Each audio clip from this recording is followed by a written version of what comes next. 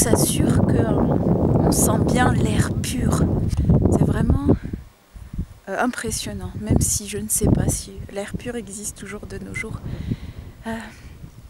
Je suis au pied du Mont Blanc, à 2285 mètres d'altitude, aux Aiguillettes des Ouches. C'est une petite commune, on la voit en bas, je pense, très peu. Là, de ce côté, ce sont les chaînes du Mont Blanc.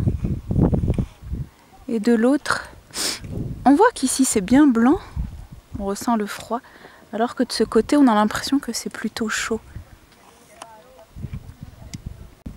Quand je suis montée, je voyais plus de personnes descendre plutôt que monter. Et au fait, en discutant avec des gens, apparemment, il y a un télésiège qui emmène vers le haut.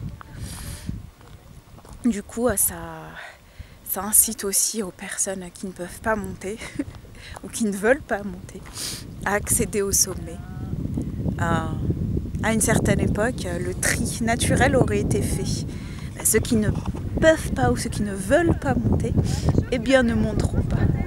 Comme c'est les vacances de la Toussaint, du coup il y a pas mal de personnes qui viennent profiter avant peut-être la neige, parce que du coup comme les terrains sont un peu difficilement accessibles, les chemins sont parfois étroits, il peut y avoir des chemins assez escarpés et s'ils sont glissants avec les ravins, ça peut être dangereux. Du coup, on profite du fait qu'il n'y ait pas de neige. Quoique, il se peut qu'il y ait de la neige à cette période, mais là, oh.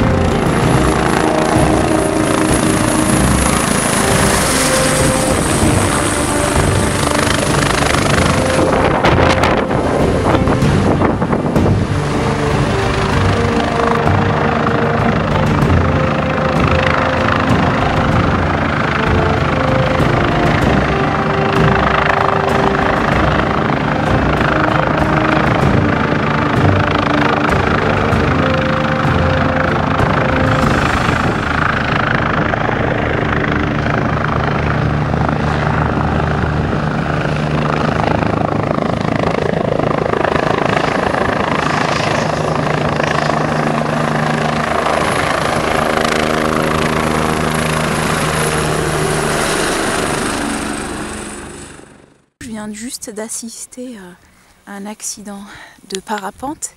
La personne en fait elle a mal réceptionné, elle est tombée à plat contre la falaise. Heureusement qu'il y avait des groupes qui étaient présents, qui ont tout de suite appelé les secours, qui sont arrivés assez rapidement. Il y a même d'ailleurs un groupe d'étudiantes en médecine, c'est drôle parce qu'on a fait un petit bout du trajet ensemble. Et ça va, je pense qu'il est conscient et que maintenant il est entre de bonnes mains. Là, les secours sont avec lui. L'hélicoptère a déposé quelques secouristes et avec l'aide d'autres d'autres personnes. Je pense qu'ils sont en train d'essayer soit de le relever ou pour voir s'il peut marcher, ou soit d'intervenir carrément, de le prendre si jamais il y a une intervention, s'il ne peut plus bouger. Et c'est drôle parce que tout à l'heure sur le trajet on parlait de parapente, parce qu'on voyait des personnes qui en faisaient, et il y avait une personne qui me disait que sa femme elle a toujours voulu en faire, mais elle appréhendait les réceptions. Bon, la bonne nouvelle c'est qu'il y avait quand même du monde et qu'on a pu le voir et prévenir les secours. S'il avait été seul, ça aurait été quand même plus compliqué pour lui. Je sais pas si on le voit. J'espère en tout cas que cette personne va bien. Elle a l'air d'être entre de bonnes mains. Donc, on va lui souhaiter un bon rétablissement et que ça soit pas trop grave.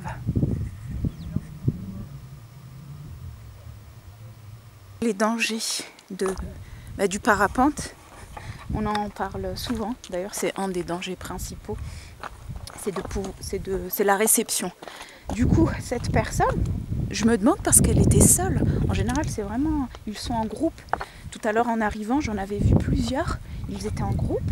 Donc, s'il arrive quoi que ce soit à l'un, il est au moins protégé. Donc là, je suis étonnée parce que la personne est seule. Et si on n'était pas là pour pouvoir prévenir les secours, je pense que ça aurait été plus grave. Donc moi je vais redescendre. L'hélicoptère est toujours en bas. Je pense qu'ils attendent des informations pour pouvoir agir.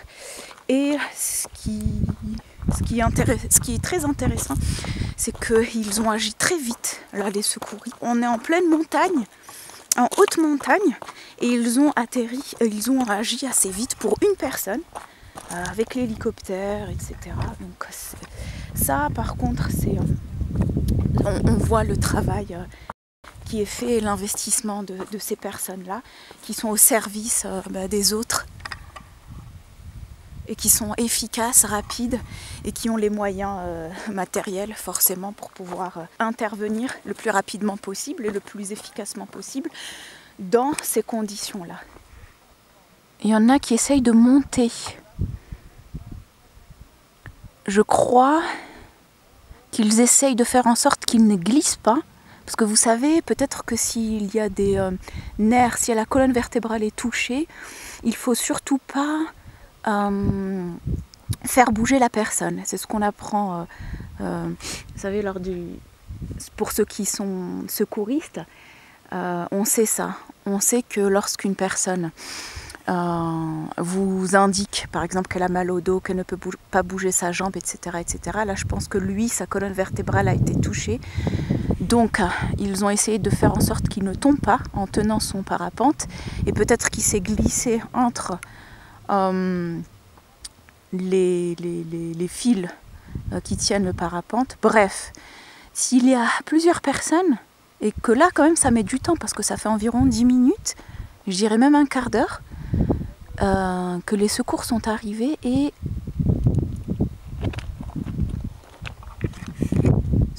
les voici.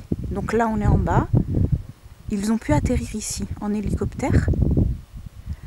Super, parce qu'il y avait une plateforme. C'est très bien parce qu'il y avait une plateforme. Et le monsieur s'est craché là-haut. Et je pense qu'ils essayent de le déplacer sans faire de dégâts. C'est ça le plus difficile en secourisme, lorsqu'il y a un accident et que la personne, au risque qu'elle se retrouve, je ne sais pas moi, paraplégique ou immobilisée, si la colonne vertébrale est touchée, il faut vraiment minimiser les dégâts et faire en sorte qu'il puisse être transporté selon une certaine position qui ne porte pas préjudice à la colonne vertébrale. Heureusement que la personne s'est crachée de ce côté, parce que de l'autre côté, non seulement on ne l'aurait pas vu, mais en plus la pente est beaucoup plus raide. Donc voilà, si jamais vous faites du parapente, faites attention à vous. Si vous recherchez des sensations fortes, faites attention à vous, même si on ne prévient jamais ce genre de choses. Essayez au moins d'être en groupe, comme ça, au moins 2 voire 3 personnes, au moins 2 personnes, pour que s'il arrive quelque chose à l'une, que l'autre soit prévenu. Voilà. Moi, je fais le chemin du retour. Je pense que ça sert à rien de rester. Je ne pense pas être utile à quoi que ce soit. Là, je suis en train de voir. Je ne pense pas être utile parce que les personnes sont nombreuses et comme je l'ai déjà dit, il y a un groupe d'étudiantes en médecine donc qui filent un coup de main aux secouristes et je crois que là ils sont en train de chercher une solution. L'hélicoptère est encore derrière moi. Ils attendent des consignes pour pouvoir intervenir et comment intervenir. Voilà. Allez, j'entame en ce qui me concerne le retour sous ce magnifique paysage exceptionnel et avec un temps, un très bon temps pour une fin d'octobre. Donc pour vraiment l'automne, pour une période automnale, on a un temps très bon, très doux. Je m'attendais à ce que ça soit beaucoup plus frais. J'étais déjà préparée à affronter le froid, mais au fait, les chaînes du Mont Blanc.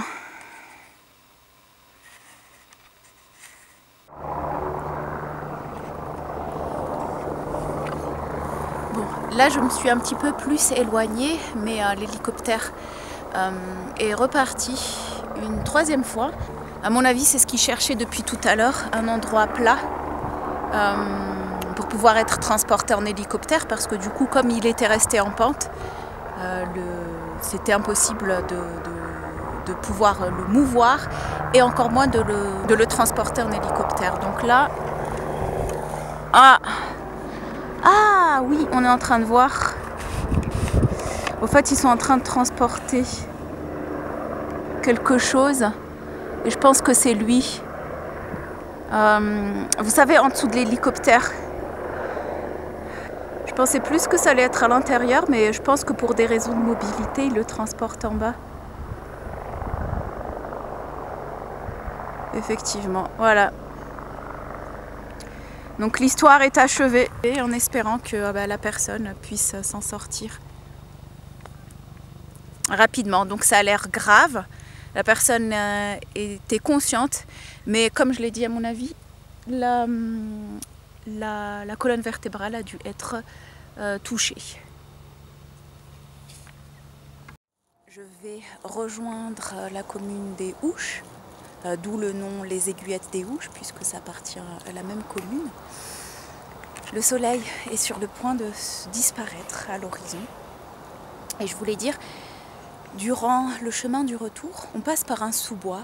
Il faut savoir que cet endroit a failli être une station de ski, et donc avec tous les aménagements qui empiètent sur la montagne. Donc ce parcours qui est pas mal aménagé et qui nous a emmenés au fait sur le site de Clar-Véron. Et en fait, ce site-là a failli être une station de ski. Et heureusement, finalement, qu'il a été préservé et qui attire, malgré le fait qu'il attire pas mal de monde, ce sont des personnes en recherche d'autre chose que le ski en lui-même, qui recherchent un peu plus d'authenticité, de nature. Ce que les stations de ski, que ce soit en été, en automne, au printemps, enfin, hors saison hivernale, le paysage est vraiment déformé, sans parler de l'altération des habitats, qui dégrade même le paysage visuel de par les installations qui sont mises en place.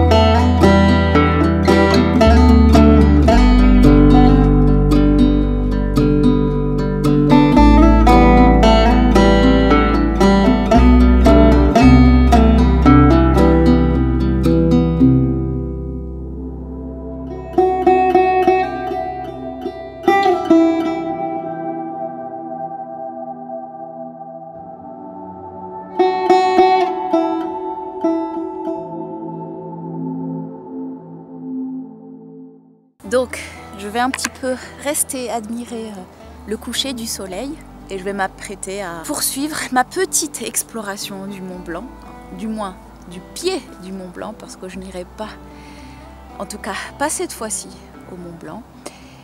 Ce sera certainement pour une prochaine fois.